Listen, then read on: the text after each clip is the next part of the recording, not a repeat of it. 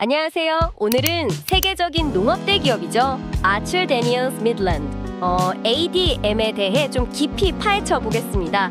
저희가 받은 자료들, 회사 보고서나 재무 분석, 또 관련 기사들 쭉 보면서요. ADM의 현재 사업 구조, 또 재무 상태, 성장 가능성은 어떤지, 또 숨어있는 위험은 없는지 이런 것들을 좀 종합적으로 살펴보려고 합니다. 네, 특히 그 ADM 90년 넘게 배당을 꾸준히 해온 아주 역사가 긴 회사인데 최근 몇 년간 주가 흐름은 좀 안 좋았거든요. 이런 좀 상반된 모습 속에서 회사의 진짜 가치, 그리고 투자 관점에서 중요하게 봐야 할 점들이 뭔지 거기에 좀 집중해서 이야기 나눠보겠습니다. 좋습니다. 그럼 먼저 ADM이 정확히 어떤 사업들을 하는지부터 간단히 짚어볼까요? 크게 보면 세 가지 분야죠. 네, 맞아요. 그 농업 서비스 및 오일시드라고 해서 이제 곡물 조달하고 운송, 가공하는 부분, 그리고 탄수화물 솔루션, 이건 옥수수나 밀 가공 쪽이고요. 마지막으로 뉴트리션, 그러니까 인간이나 동물 영양 성분 만드는 사업, 이렇게 셋입니다. 근데 2024년 실적을 보니까요, 가장 큰 비중을 차지하는 그 농업 서비스 및 오일시드 부문 이익이 전년 대비 무려 40%나 줄었네요. 이게 왜 그런 건가요? 단순히 시장 상황 때문일까요? 그 영향이 물론 크죠. 근데 단순하지만은 않은 게 2024년 전체 순이익도 보면 전년 대비 거의 반토막 수준으로 줄었고요.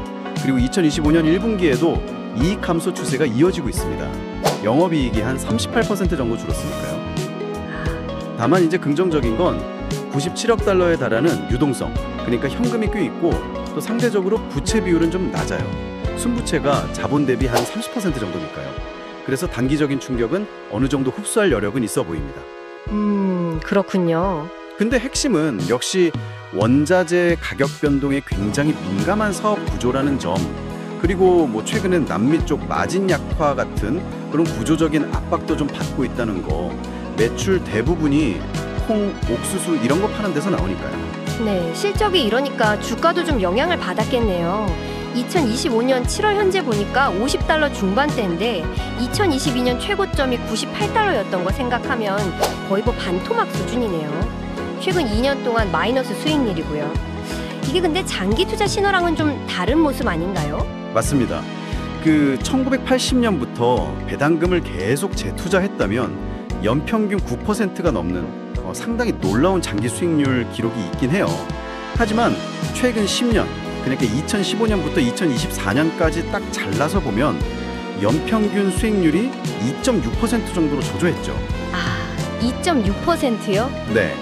그래서 현재 주가가 그럼 싼 거냐, 이걸 판단하려면 이제 미래를 봐야 하는데, 회사가 제시한 2025년 주당 순이익 EPS 예상치가 한 4달러에서 4.75달러 사이거든요.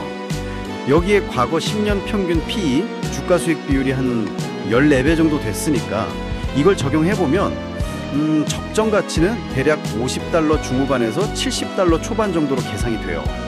그럼 지금 주가가 그 범위 하단이거나 약간 아래에 있다는 거네요? 그렇죠. 그래서 저평가 가능성이 좀 엿보이는 거죠. 근데 또 주의할 점은 최근에 이익이 확 줄었잖아요. 그래서 과거 1년 실적 기준으로 계산하는 TTM PE는 오히려 19배 정도로 높아 보이는 좀 착시 현상도 있습니다. 전형적으로 이제 실적 회복을 기다리는 그런 가치주 성격이 강하다고 볼 수 있습니다. 그렇군요. ADM이 속한 시장 자체는 어떤가요? 그 유명한 ABCD라고 불리는 4대 곡물 메이저 중 하나잖아요.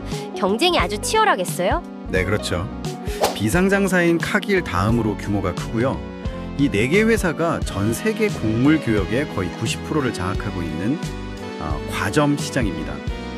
ADM은 그 방대한 물류 네트워크 외에도 바이오 솔루션 같은 신사업에 투자하면서 좀 차별화를 하려고는 하고 있어요. 하지만 최근 경쟁사인 붕괴도 그렇듯이 남미 지역 수익성이 좀 안 좋아진다거나 하는 시장 전반의 공급 과잉이나 마진 압박에는 ADM도 같이 직면해 있는 상황입니다. 그렇다면 ADM이 좀 주의 깊게 봐야 할 위험 요인들, 이건 구체적으로 어떤 게 있을까요? 단순히 시장 상황 말고 다른 이슈들도 좀 있는 것 같던데요? 네, 외부적으로 보면 역시 전쟁이나 무역 제재 같은 지정학적 긴장, 그리고 각국이 보호무역주의를 강화하는 움직임들, 이런 게 글로벌 사업에는 직접적인 위협이 될 수 있죠. 또 EU의 산림 벌채 금지 규제 같은 환경 규제 강화도 점점 부담이 되고 있고요. 실제로 2025년 1분기 실적에는 아르헨티나 수출세 인상 같은 요인도 영향을 미쳤습니다. 그런 외부 요인들. 그리고 내부적으로는 사실 더 신경 쓰이는 부분이 좀 있는데요. 그 뉴트리션 사업부에서 회계 처리 문제가 불거져서 미국 증권거래위원회 SEC하고 법무부 DOJ 조사를 지금 받고 있습니다. 이것 때문에 과거 재무제표를 수정하기도 했고요. 특히 내부 통제 시스템의 중대한 약점, 영어로는 Material Weakness라고 하는데 이게 발견됐다는 건 좀 심각하게 봐야 합니다. 재무보고 오류 가능성이 높다는 의미고 이게 아직 완전히 해결되지 않았다는 점은 상당한 위험 요소죠. 중대한 약점이요? 네, 이게 뭐 잠재적인 벌금이나 소송 비용으로 이어질 수도 있고 회사의 신용도에도 영향을 줄 수 있습니다. 회계 문제까지 있더니 이건 좀 더 심각하게 들리네요. 혹시 또 다른 위험은 없을까요? 네, 뭐 예를 들자면 최근에 코카콜라가 음료에 많이 쓰는 고과당 옥수수 시럽 HFCS 사용을 줄이고 다시 사탕수수 설탕으로 돌아갈 수도 있다는 뉴스가 있었어요. 이 HFCS가 ADM의 탄수화물 솔루션 부문의 주요 제품 중 하나인데 이런 식으로 소비자 트렌드나 정책 변화가 특정 사업 라인에 직접적인 타격을 줄 수 있다는 걸 보여주는 사례라고 할 수 있죠. 아, 그렇군요. 위험 요인들이 정말 만만치 않네요. 그럼에도 불구하고 ADM이 기대하고 있는 성장 동력은 또 무엇인가요? 아까 잠깐 바이오나 친환경 쪽 이야기가 나온 것 같은데요. 맞습니다. 그게 핵심인데요.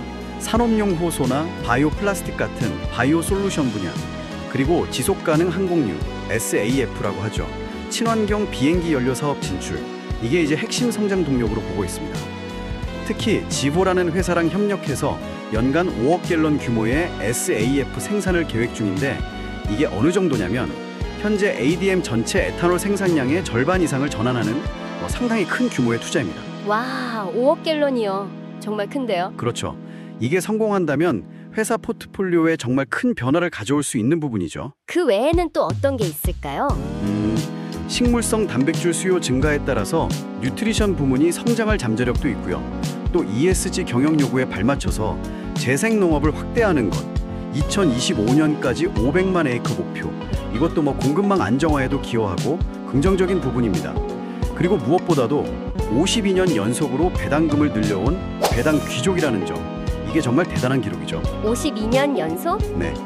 그리고 현재 배당 수익률이 3.7%대로 역사적으로 봤을 때 꽤 높은 수준이거든요. 이런 안정적인 현금 흐름을 중요하게 생각하시는 분들께는 충분히 매력적일 수 있습니다. 52년 연속 배당 증액은 정말 대단한 기록이긴 한데 근데 아까 말씀하셨듯이 최근에 이익이 좀 줄었잖아요. 그런데도 배당을 계속 늘릴 여력이 있을까요? 아, 네, 아주 좋은 지적입니다. 실제로 최근 이익이 감소하면서 배당 성향, 그러니까 순이익 중에서 배당금으로 지급하는 비율이 과거 1년 실적 TTM 기준으로 보면 약 72%까지 높아졌어요. 이건 앞으로 배당금 증가율이 과거만큼 높지 않을 수도 있다는 그런 신호로 볼 수도 있습니다. 좀 부담이 되는 수준이죠. 자, 오늘 ADM에 대해서 정말 여러 각도에서 살펴봤습니다. 안정적인 배당의 역사와 또 최근의 부진, 그리고 미래 성장 동력과 동시에 존재하는 위험 요인들까지 이 정보들을 바탕으로 마지막으로 좀 정리를 해주신다면요. 네, 결론적으로 ADM은 아주 높은 성장을 기대한다기보다는 장기적인 배당 수익과 포트폴리오 전체의 안정성을 좀 더하는 역할, 이런 쪽으로 고려해 볼 수 있겠습니다. 뭐랄까, 축구팀으로 치면 아주 화려한 공격수라기보다는 좀 든든한 수비수에 가깝다고 할까요? 아, 수비수 역할?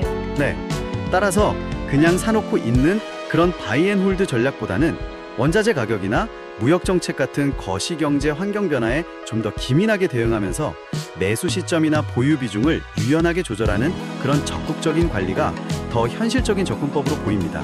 특히 시장이 좀 안 좋을 때 하락장에서 다른 자산들의 손실을 일부 방어해주는 그런 안정형 자산으로서의 가치에 주목하는 것이 좋겠습니다. 그러니까 본인의 전체 포트폴리오에서 ADM을 공격적인 성장주가 아니라 이 안정성을 더해주는 역할로 어떻게 활용할지 그 부분을 잘 고민해 보시는 게 중요하다고 생각합니다.